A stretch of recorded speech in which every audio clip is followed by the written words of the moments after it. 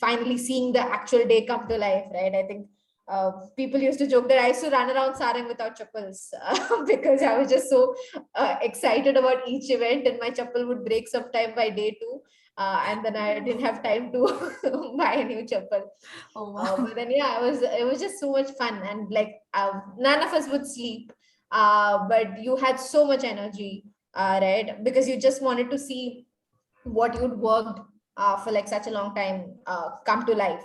And I think that's when you really start to understand what it means to work as a team, work towards a larger goal, work towards something you really care about. And that's when it started really clicking for me. This is something that I'm good at, and I like doing. And I think this is around where I also started to see if I can start positioning my career somewhere along these lines itself. And obviously, fourth year, got the wonderful opportunity of becoming the events core and just genuinely seeing the core of Sarang come to life, right? Which is across all events.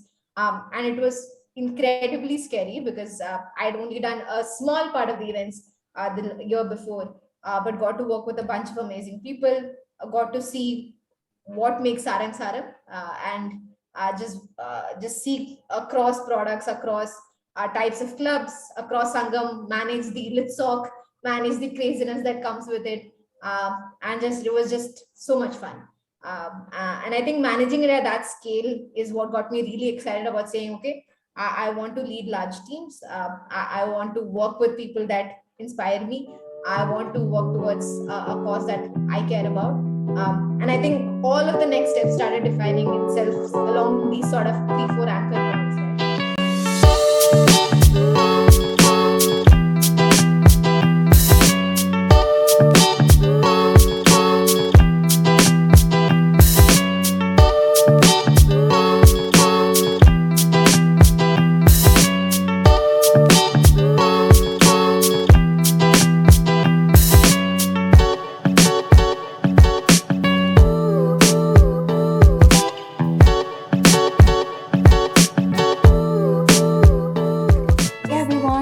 Welcome back to another episode of Instea Unfiltered. For today, I have Parvathi Madhu Nair, who is a legend, so to speak, in the world of Saarang in Instea. But I'll let her introduce herself. Hi, Parvathi. Hey, Niharika. I don't know if legend is the right way to define me, but thank you so much for that. Hey, guys, I'm Parvati. Yeah, I think as Niharika was saying, Sarang was a core part of my Insta life. Was part of materials engineering in Insta. Did the dual degree course there. Post that, spent some time at doing consulting, and now I work for a VC based out of India. But super excited for this ODU. Yes. Okay. So you mentioned that after graduating from Instea, so you graduated from Instea with a degree in materials and metallurgy, and then you went into consulting. So what was a day for you in consulting like? Understood. No, I think consulting was it's a mix of a few different jobs. I would say one typical aspect of it would be typically you'd be leading a certain project, and within that you would be having a certain problem statement that you're trying to work on. So that would involve, let's say, going to your client, trying to understand what exactly is causing the problem, what are the real root causes driving it, and then you'd work with the client and try to figure out solutions to it. Once you have an idea of what the solution could look like, you'd again work with the client, work with the team that's working on the project, and see how you can implement it, give suggestions. It's sort of like a brainstorming session back and forth and trying to figure out what the best possible solution is. And post that, I think in a certain projects, we'd even be part of the actual implementation itself, working alongside the client and really seeing the results come to life on the ground. I think a typical day, obviously this is very different during COVID, which was a lot of Zoom screens. But during the fun times when I actually got to go to the client side, it used to be, we used to have a team meeting in the morning where we'd figure out what the deliverables for the day are. We'd each go into sort of the different teams that we individually work with, brainstorm with them, figure out what bottlenecks need to be solved for that day. There'll be a bit of data crunching where we take in the results from something we've done the day before or something like that, work on it, understand if we need to change our process in some way, and then implement that as needed. And then, yeah, I think there's also a fair bit of long-term thinking, strategic type of processes that used to be there, which is not just day-to-day of implementation, but also thinking long-term, what are the opportunities for this company? What are some of the new directions it could take?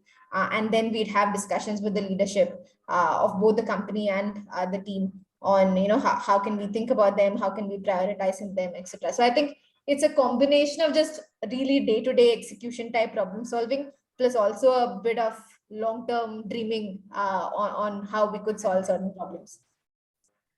That's super interesting. And I do want to get to first your second role now as a venture capitalist. Before I get back to maybe more of your life in Instea. So I think most of us now have some idea of what being a venture capitalist is like, courtesy Shark Tank, and our very own alumna Vinita Singh. But do you want to walk us through what that means and what a day in your life now is like? Yeah, so I think venture capital, as most people would know today, is a form of investment where we invest capital into an early stage or semi-growth stage type of company that's still in its growth phase, for a certain share in the company. And we also work closely with the company to help them grow and sort of reach the potential. So typically there's a few types of venture capital. So there's seed capital, which is typically done very, very early. Company could be pre-revenue, pre-product. And that's typically when seed stage happens. Then there is typical Series A, Series B type that happens slightly later in the journey. Maybe there's a product, maybe the company's found that product market fit, and they're really looking for that capital to help them grow.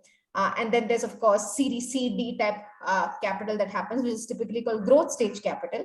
And that happens for companies that knows their product is working, that's found its market, and now just wants to really blitz scale and get into the IPO mode or exit mode, whatever that could be. So those are the different types of VC that exist in the market.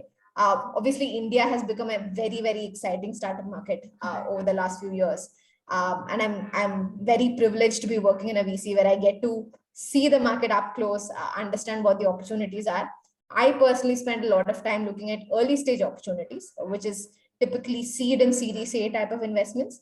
And the job involves, let's say, three things typically. One is just sourcing, right? Which is trying to figure out what's the most exciting company out there, trying to find the diamond in the haystack, and meet as many founders as possible, see what's exciting, see where there's a potential partnership, and see how we can take that forward. So that's a large part of my job, is just meeting founders, talking to them, understanding what their ideas are.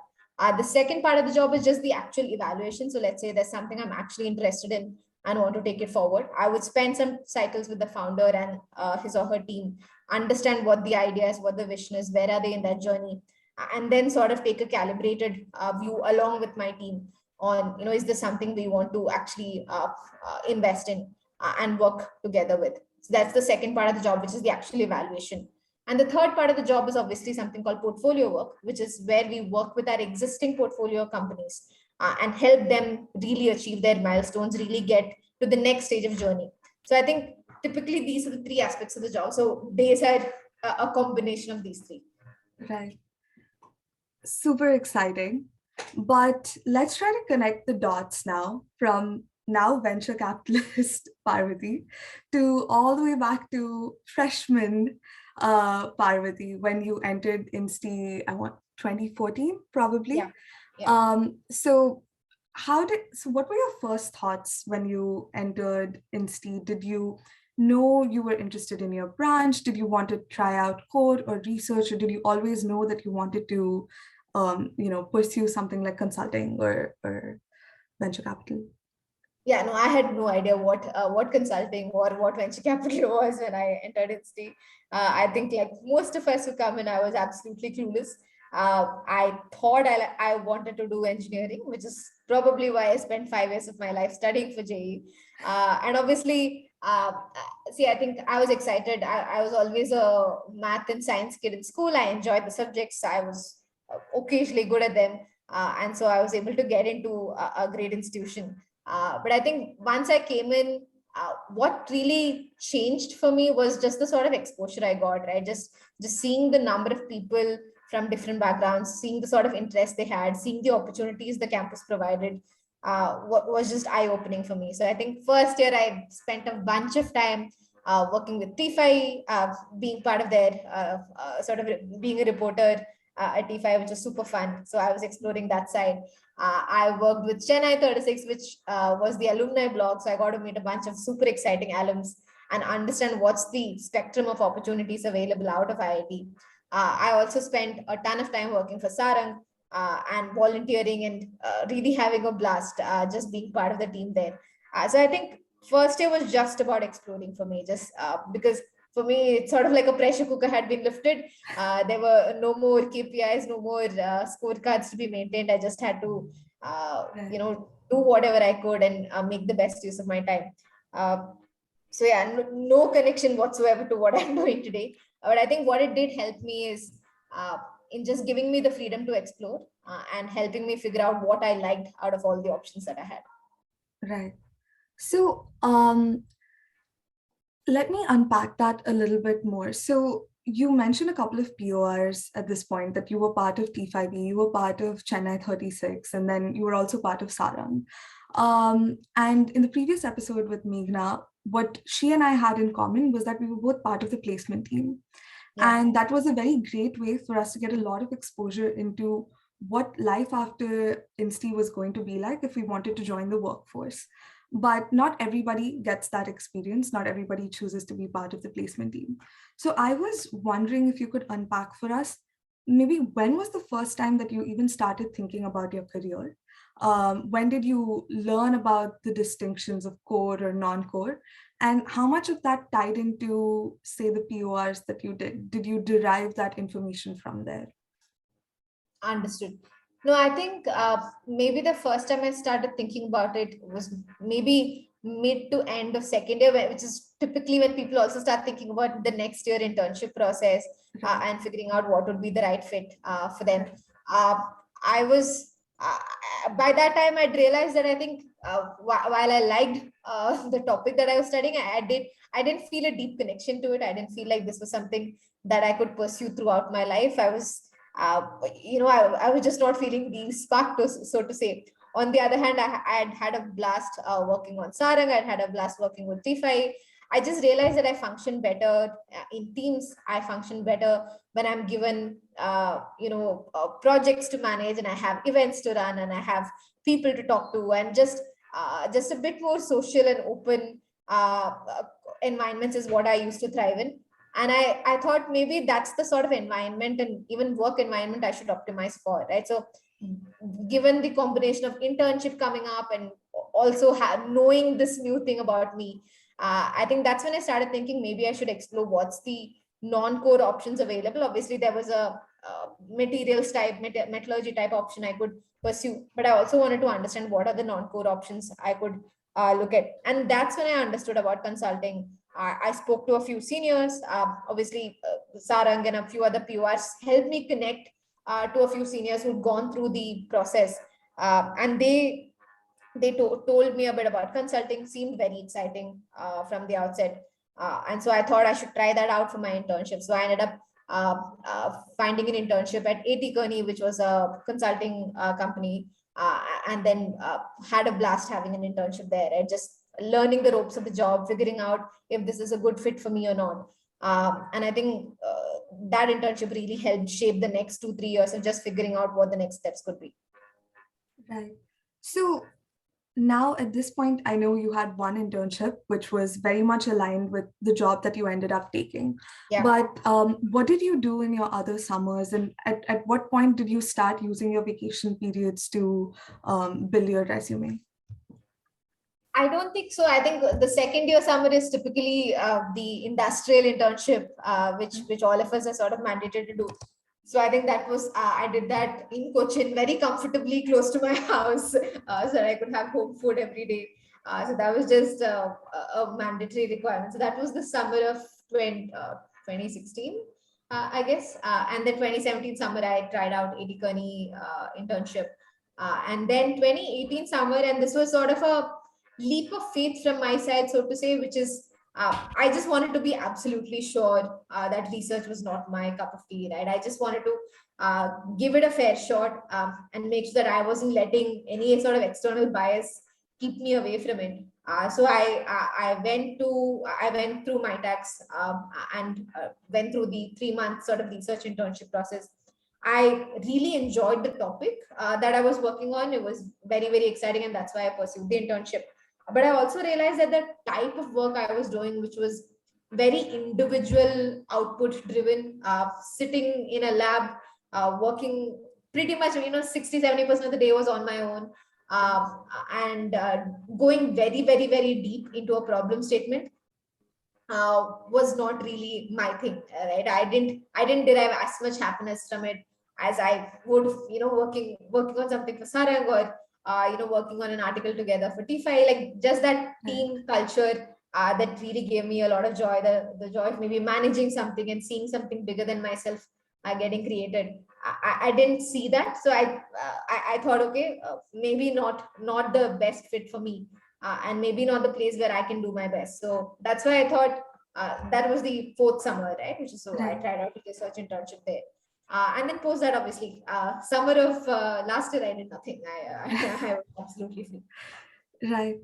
So, with all these experiences, it's really incredible. So you had one internship experience in core, one Yeah. in non-core, and then you also managed to sneak in a research internship. So, were there moments where you felt uncertain about your path in the future? Did you feel like you thought you would be interested in something, but the interest in that was waning? Or how did like did you ever have those moments of uncertainty? No, for sure. I think everybody who goes through the IT process would have this, and I think the opportunities that the institution offers is both a boon and a bane, right? You do get to try out so many things, but it also leaves you a bit confused on, do I like all of them? Do I like some of them? So I think I went through that process as well.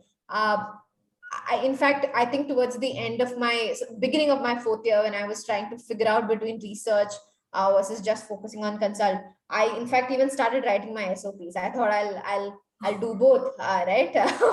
Why not give both a shot and see what works out? So I was writing my SOPs on one side, preparing my resume for consult on the other side, and it was just driving me crazy. Right, it was just too much work. It was Right. pulling my brain in two different directions. So one day I don't know, I called my dad up and I was like, do you have a suggestion on which direction I should go to? And I think we had a discussion, and I sort of realized that I wanted to do more on the consulting or non-core side of things. Research, while exciting, did not feel like my type of work, or the work that gives me energy in some way. So I think that's when, maybe 1 month into the mad chaos of trying to do both, I decided to drop one and just focus on consult prep, and just do one thing well, right? Right. And I think that helped me a lot. I cannot imagine what that semester would have looked like if I tried to do both of it. So yeah, I'm glad I made that choice early enough. But yeah, I was for sure confused. I see. So you mentioned your parents, which is nice. It's always nice when you can reach out to them for support. So while you were doing all of this maneuvering, um, did you like how would you convey these career changes to your parents? Because often they're watching you from a distance from wherever they are, and what they know of your life is through the phone calls that you're making to Yeah. them. So how did you convey this uncertainty without stressing them out? Yeah, so I don't think so. At least I don't know. One good thing I have is my parents typically don't stress out about my career choices. They're like, up, do whatever you want. We trust you, or sort of the dynamic we typically have. And the way I communicated was, I didn't really ask them about the specific career choices per se. I was just asking them, in terms of the style of work that you think I do best. Do you think I work better in teams? Or do you think I'm more an individual output type of person? Do you think I like to go deep into a topic, or do I like to, learn about a bunch of topics at the same time? So I was actually just trying to get a sense from them on my personality, sort of an objective, not objective, but let's say outside in view of who they think I am, just to double check if my hypothesis was correct. But because I think it's hard for them to understand, and they've not been exposed to our world Yeah. as much. They don't really understand what a my tax means, or they don't really understand what a consulting career means, because these are not opportunities they had when they were coming out of college. But I think what they do know is what you're good at. They've seen you over the years, so they can help you figure out where you would fit in better, where you would uh, gain energy from. I think more qualitative aspects is what they can help you with, and that's the way I would try to communicate. No, that's really good advice, because the inner mechanisms of Instea are just so complicated to explain to someone who hasn't gone there.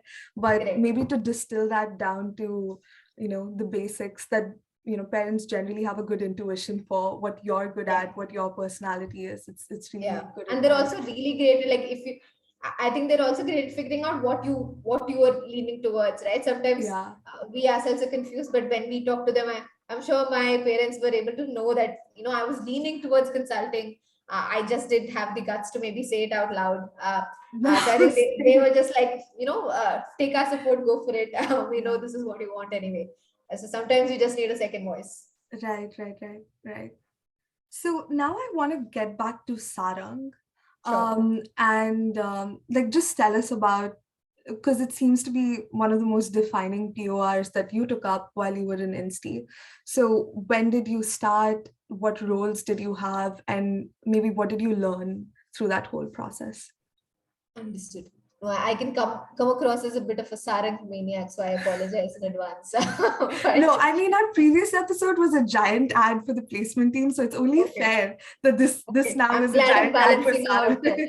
I'm glad I'm balancing it out then. No, no, I think see, Saarang happened very organically, and I have a lot of my seniors to thank for just giving me the opportunity. I think I started in first year. This was the first year of Saarang. We were all in campus for our workshops.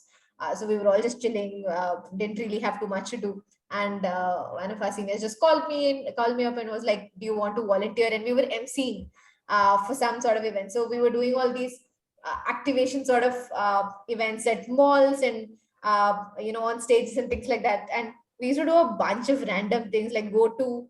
I remember we went to this Skywalk Mall, if I'm not wrong, and we did a game which is literally wrapping people in toilet paper, and then whoever wrapped the most amount of toilet paper won, and it was just like a lot of random fun. And what it did was just really help me open up a bit. I think I came in as a pretty shy kid. I was scared of being on stage. First years are typically, you're scared to really put yourself out there. But screaming in the center of a mall and asking people to wrap themselves in toilet paper will help you come out of your shell a little bit. So I think that was the first year, which is just volunteering across all the informal stages and being part of all the games and stuff that was getting organized. Second year again was part of the informals team, did a bunch of these fun events, organized the game stalls that we used to have, organized some of the game stages that we used to have. Third year, got a really fun opportunity to lead the spotlight team, which was the team that led the panelists and the sort of speakers that used to come for Saarang. So, met a lot of really amazing people, got to lead my first team, which was a bunch of 5, 6 folks that, it was just really amazing leading my first team. I got a great sense of ownership from it. I had a lot of fun just managing each person's expectation, understanding what makes each person click, and then trying to get the best out of all of them. And finally seeing the actual day come to life, right? I think people used to joke that I used to run around Sarang without chappals because I was just so excited about each event, and my chappal would break sometime by day 2. And then I didn't have time to buy a new chappal. Oh, wow. But then, yeah, it was just so much fun, and like none of us would sleep, but you had so much energy, right? Because you just wanted to see what you'd worked for like such a long time come to life. And I think that's when you really start to understand what it means to work as a team, work towards a larger goal, work towards something you really care about. And that's when it started really clicking for me. This is something that I'm good at, and I like doing. And I think this is around where I also started to see if I can start positioning my career somewhere along these lines itself. And obviously, fourth year, got the wonderful opportunity of becoming the events core and just genuinely seeing the core of Saarang come to life, right? Which is across all events. And it was incredibly scary because I'd only done a small part of the events the year before, but got to work with a bunch of amazing people, got to see what makes Saarang Saarang, and just see across products, across types of clubs, across Sangam, manage the litsock, manage the craziness that comes with it. And just it was just so much fun. And I think managing it at that scale is what got me really excited about saying, okay, I want to lead large teams. I want to work with people that inspire me. I want to work towards a cause that I care about. And I think all of the next steps started defining itself along these sort of 3, 4 anchor points, right? And yeah, I think that's about it. No, it seems to me like managing something like Sarang is such a exercise in building your confidence that by the time you're done with it, you really feel very empowered about the scale of things that you can take on. Yeah, no, for sure. I think that's one thing that, so people always ask me like which POR helped you get the job, and I feel like they think it's the Sarang line item on the CV that helps, right? But to be very honest, I think it's what being part of Sarang, forget Sarang, being part of any large organization, could be placement team, could be Shastra, could be Sarang, whatever it is, the confidence, as you were rightly pointing out, it gives you just so much more mileage in an interview, so much more confidence to be who you are in front of another person. And I think that's what helps you get to where you want. It's not really a CV point. It is in fact a personality change and a personality boost. That's so I would always just tell juniors that forget about the line item, forget about which you think ranks higher. Just do the POR, just do what you think will add the most delta to you as a person when you're in Instea, right? And I've seen people do just product, right? Like just build great products, patent ideas, and still come into non-core post that. Like I have a very close friend who used to just do products and build patents, and she did a great job post college. So I think it's just there is no defined journey as such. It's just figuring out what is it that's helping you make the largest delta. So that actually answers one of the questions I was going to ask, which was if you look at your resume now and try to look at what experience you think got you your job, you would say it wasn't one singular thing.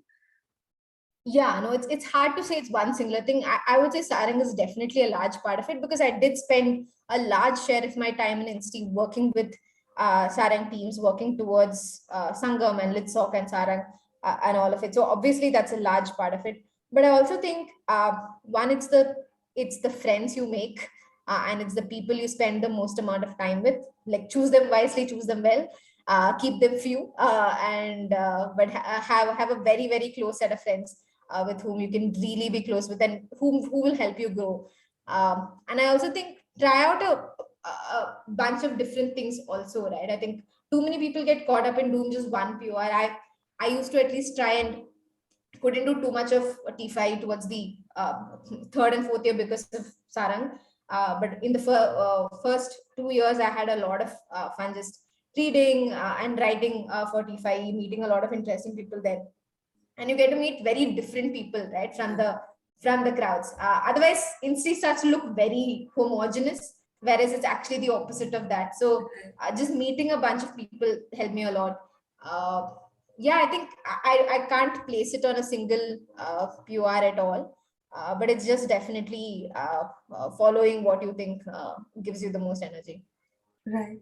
So you touched about the touched upon the topic of a peer group, and I think this is especially a topic that is super relevant to the girls in Insti, because it's hard sometimes to break out of your immediate bubble Yeah, and say, if you're living in Sharavati hostel, by design, you're sort of isolated from the social center of the hostel zone and the campus.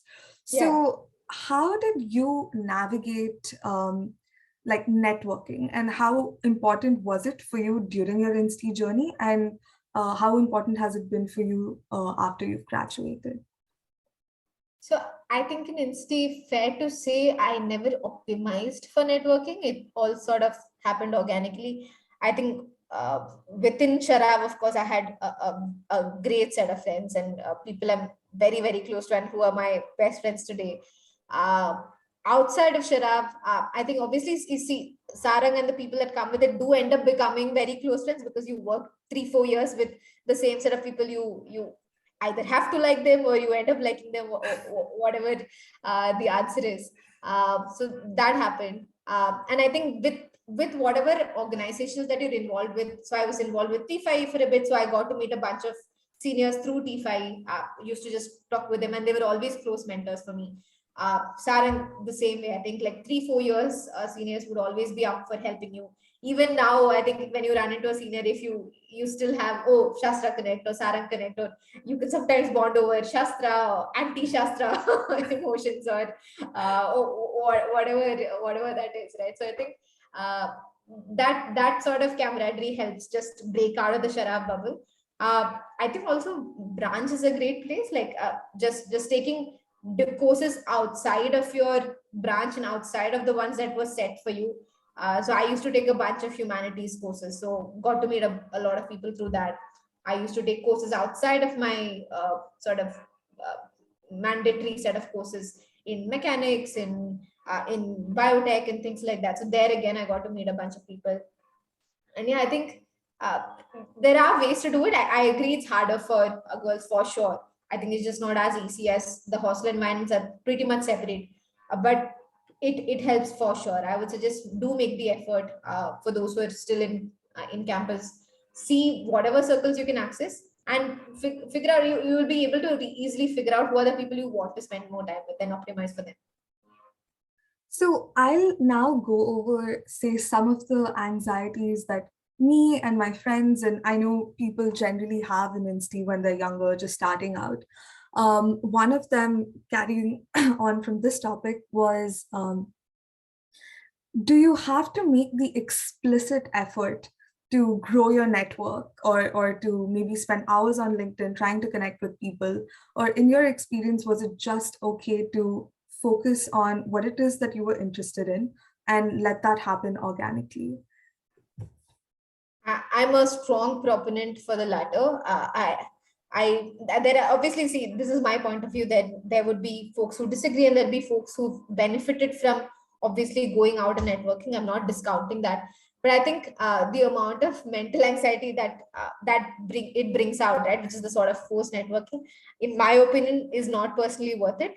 I do think there is a merit to just organically following what your passions are, meeting with people that come with the passions that you follow. And then obviously you will have your own close set of friends that you will develop over the years as well. Like I was at least a fan of that method. It served me well, even outside of campus. Obviously in my current job there is a certain element of networking, and I think profession, when you're in a certain type of profession, networking does become important. But I would say college is the time to really form your closest friends who you can be absolutely true to, and develop that mental health support circle and not really a professional support circle. There's time to do that later. So in college and in the time that you have in Insta, I would suggest just optimize for people that you can talk to, and not really for anything else. Don't try to go after people who can lead you somewhere or who can help you open doors. I think there is time for that later, and it's easier to do post a certain time, and once you sort of got the ropes of working, etc., done. But in college, my suggestion would be to just optimize for great friends. Right.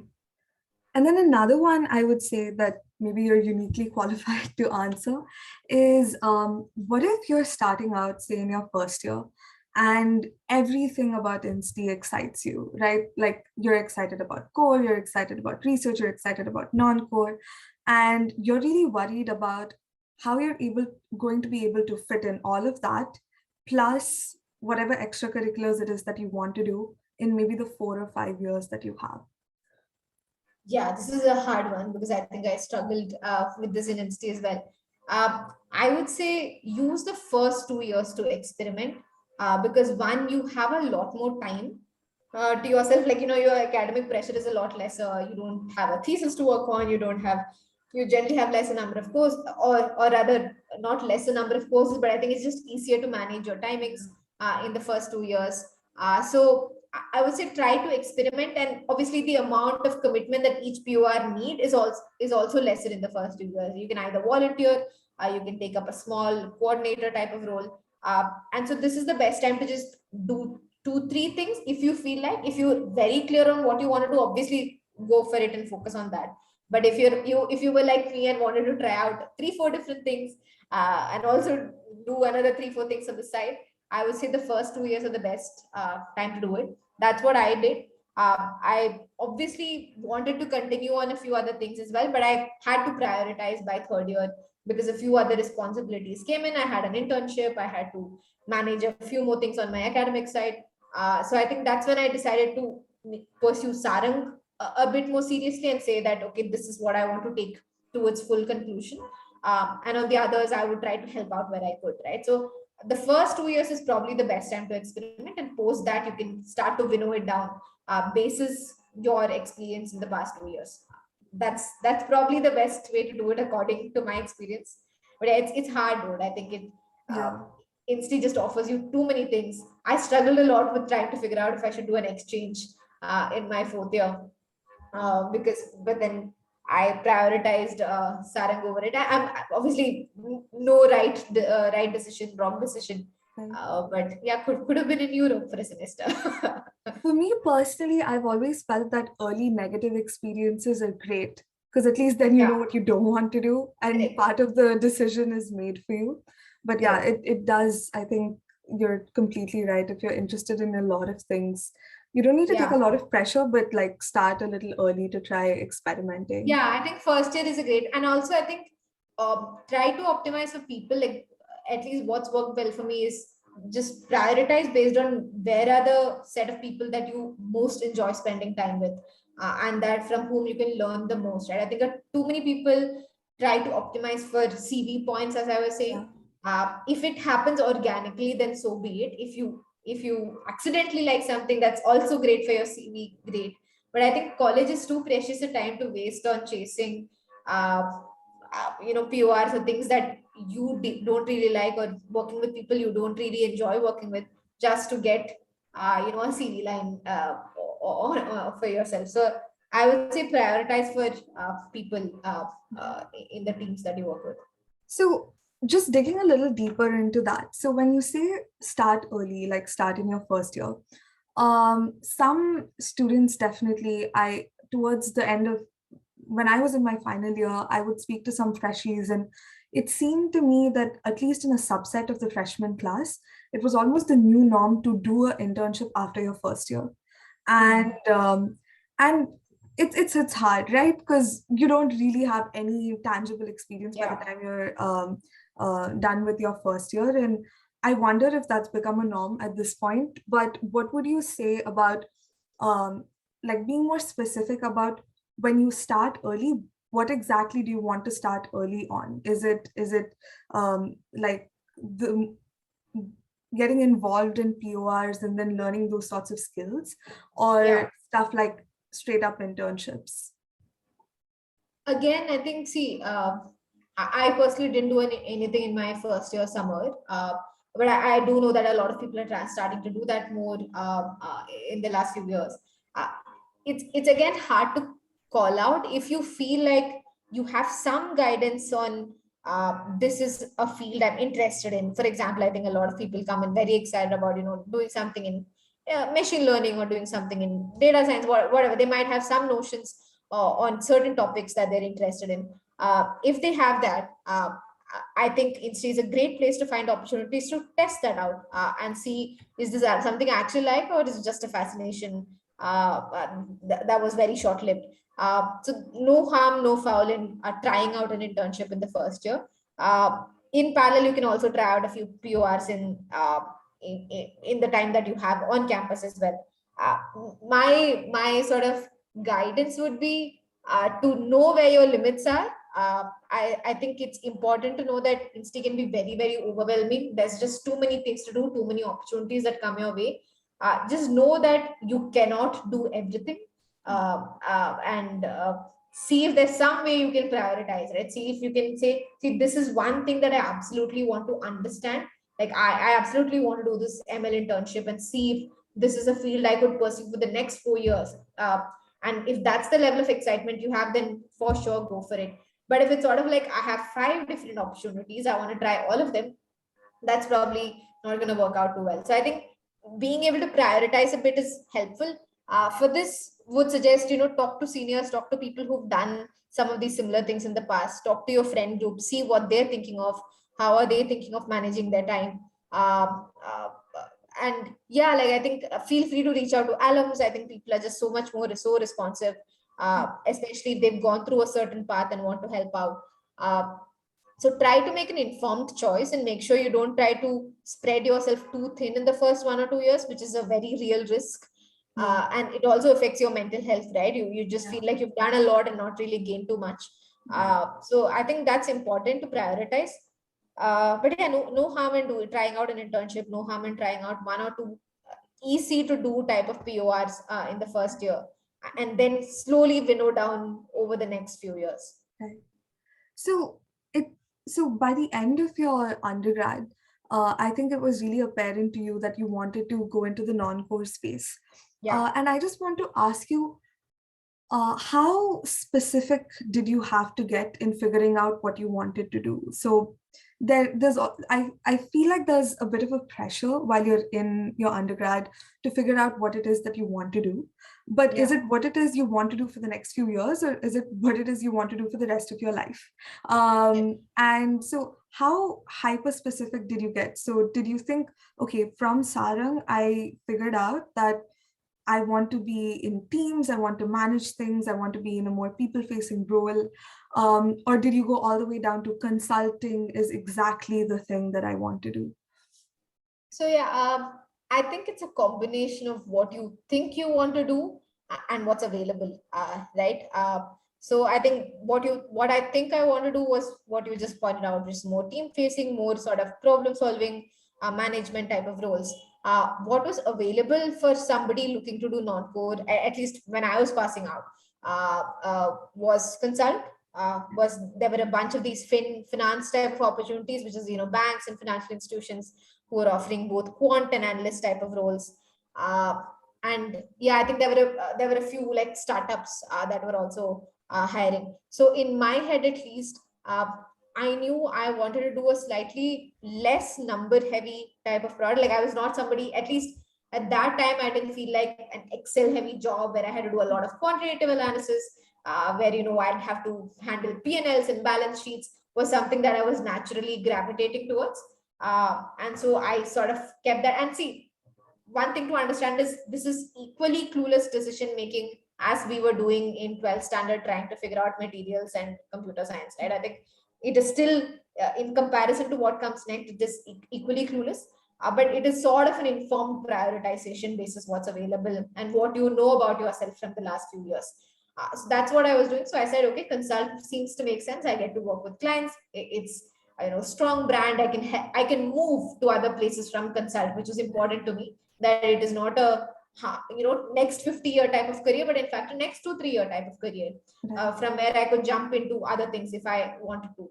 And startups at that point, I just felt like I didn't know enough about business, which is just the core of how to manage a business. What does it take to build a good business? Which is why I felt I needed a bit more fundamental training, which I thought I would get from consult. So that was the sort of thinking that led me to put consult first, put startup type roles second, and then put the financial type of roles third.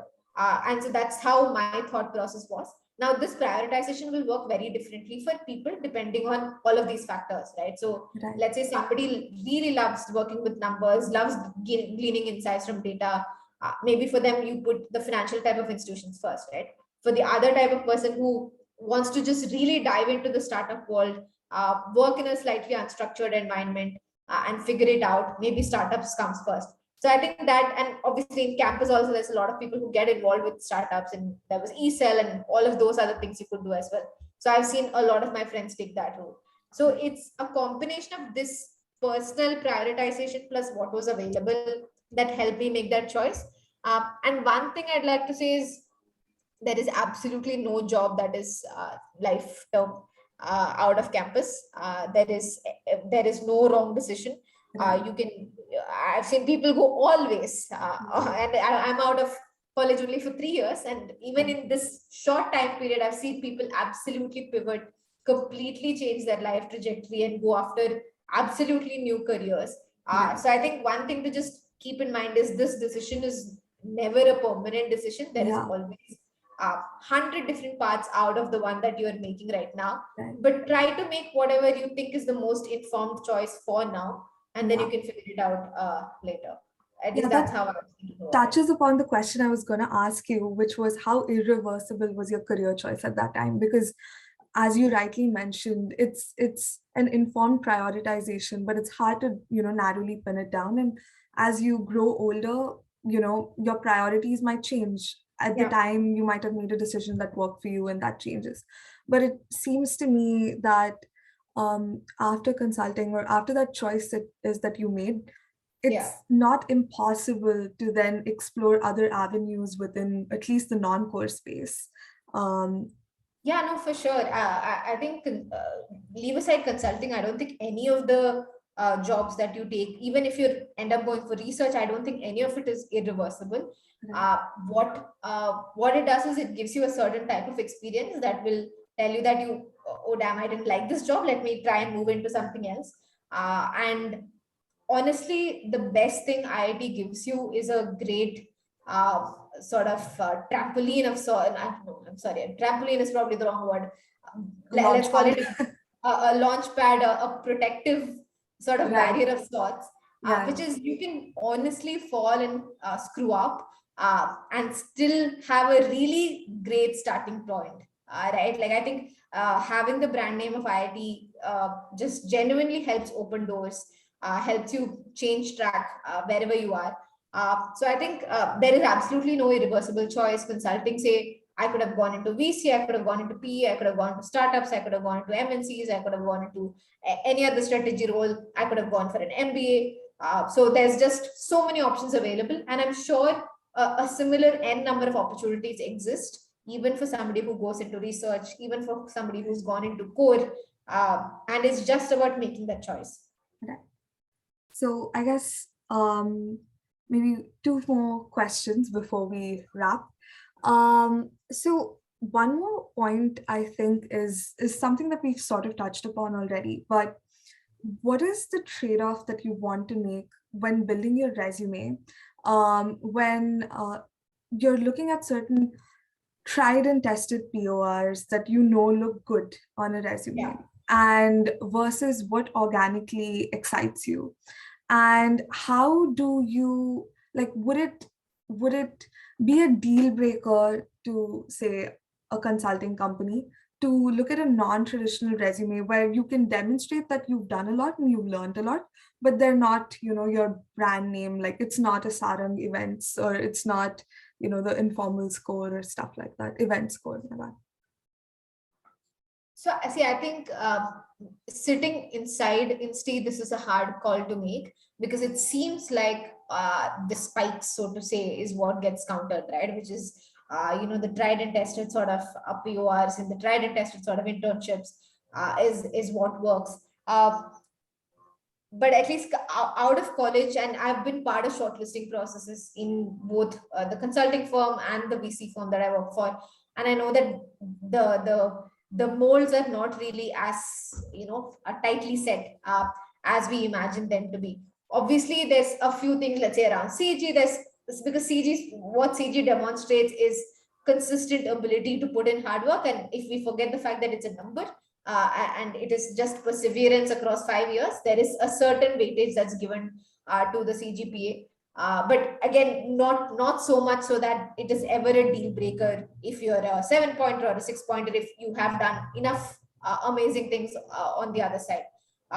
Similarly, on the internship side and similarly on the POI side, we've in a bunch of places, if we're really excited about what this person has achieved in whatever he or she has done, we've given them a chance, right?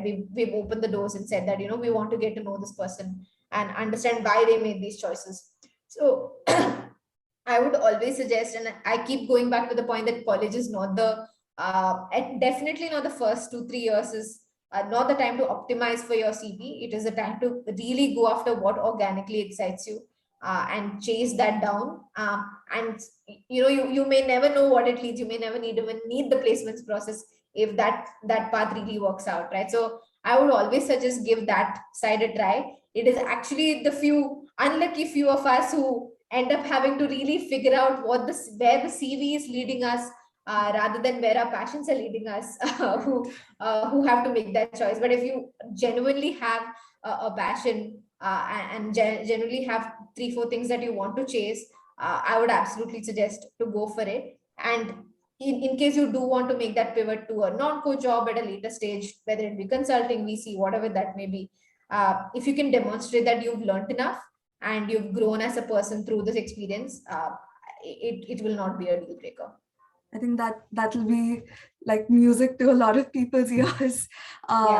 But maybe to round up this discussion, a final question on what your undergraduate experience, like what impact it had when it came to getting a job, your first job, and then versus your second job. How much importance did that whole undergraduate experience, say CG or other intangible ways, carry over for your first job and then your second job? That's an interesting question. I think obviously for the first job, that's sorry, that's pretty much 100% of the defining factors, right? I think the interview aspect of it is obviously a core part, like the way you're able to present yourself and the sort of confidence with which you can project is important. But obviously the CG, the internships you've done, the PORs do help you get through the first job, and it does define what sort of opportunities you're able to access. When it comes to the second job, though, it's definitely, I would say, an 80, a 60-40, or even a 75-25 on the first job, what you really achieved, what you've learned in the last few years that define the next opportunity. Because that's where you're really showing, this is what I can achieve in a professional setting, right? I think this is the sort of delta I can make when put on the ground. And this is how I work in teams. This is my culture as a professional.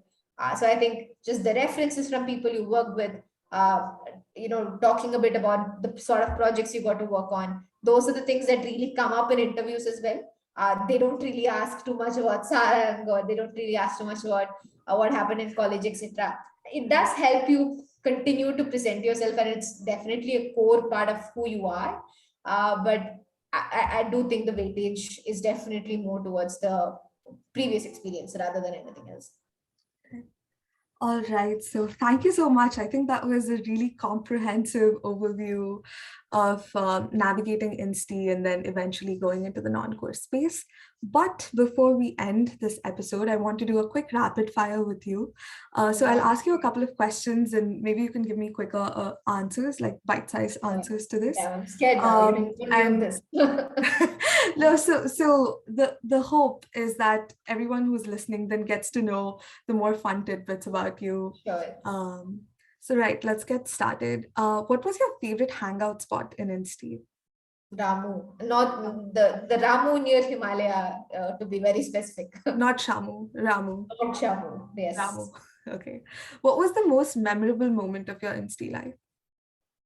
I think the moment after, like the year I was even score, after Saarang was over and the stage was fully cleared out, I remember standing inside OIT and just feeling the fact that, we'd build something together.